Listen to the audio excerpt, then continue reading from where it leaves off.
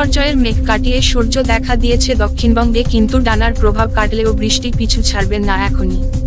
দক্ষিণবঙ্গের কলকাতা সহ 11 জেলায় বৃষ্টির হতে পারে। দীঘা সহ পূর্ব মেদিনীপুর জেলায় ভারী বৃষ্টি হতে পারে বল জানিয়ে দিল হাওয়া অফিস। ডানা ঘূর্ণিঝড়ের প্রভাবে বৃহস্পতিবার রাত থেকে শুক্রবার দিনভর লাগাতার বৃষ্টি হওয়ার ফলে বিপর্যস্ত হয়ে যায় দক্ষিণবঙ্গের একাধিক জেলা।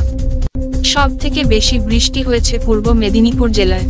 জমা জলে মানুষের সমস্যার শেষ নেই। এর মধ্যেই আবারও বৃষ্টির পূর্বাভাস। হাওয়া অফিসের রিপোর্ট বলছে কলকাতা সহ দক্ষিণবঙ্গের 11 জেলায় রবিবার বৃষ্টি হতে পারে।